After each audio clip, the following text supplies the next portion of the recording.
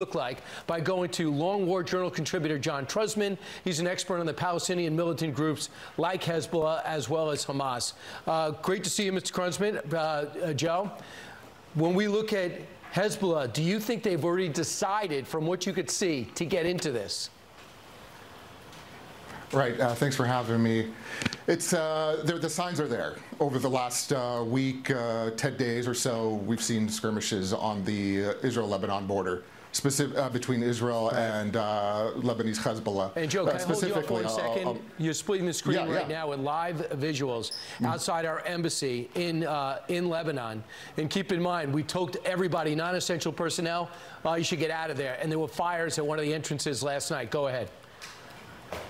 Right, and just like you're saying, there have been some skirmishes. For example, there have been guided missile attacks or anti-tank missile attacks by Hezbollah against Israeli troops and IDF posts, including Israeli tanks. So they are attacking, but they're keeping it at a low level for now. But of course, that may change if, especially if the Israelis go into Gaza to attack in a ground war.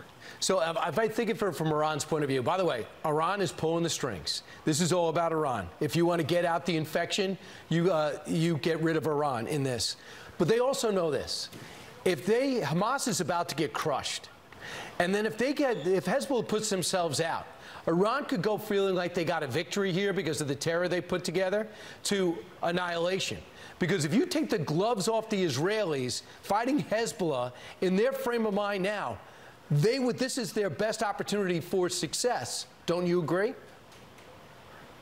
No, absolutely. Listen, right now, Hamas is, their existence is being threatened right now by the Israelis. And Hamas is a partner with Hezbollah. And of course, it goes back to Iran. So yes, absolutely. I can see Hezbollah essentially assisting Hamas if they see that Hamas is in deep trouble, which I think that Hamas is heading that way now. So that's why we're starting to see these low-level skirmishes on the northern border, on the Lebanese-Israel border.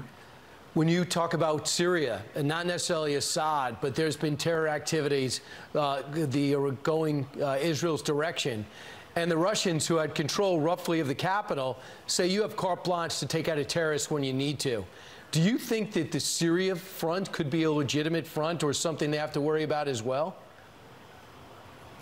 Absolutely. The Hezbollah, actually, they operate in southern Syria and across Syria. Not only Hezbollah, but Iranian-backed militias and proxies. There are groups such as that are from Pakistan and other countries that are supported by the Islamic Republic of Iran. So in Syria, that have fought on behalf of Bashar al-Assad's regime. So absolutely. And we've already seen a few rockets launched from Syria into Israel during this conflict. At what point does the U.S. say, or have we already decided ahead of time, will we actually get involved directly?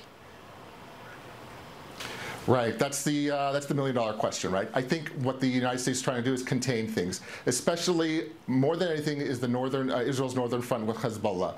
If they see Hezbollah engaging in a wide conflict with Israel, I can see the United States intervening to stop Hezbollah from creating a larger or regional war in the area. So it's definitely possible.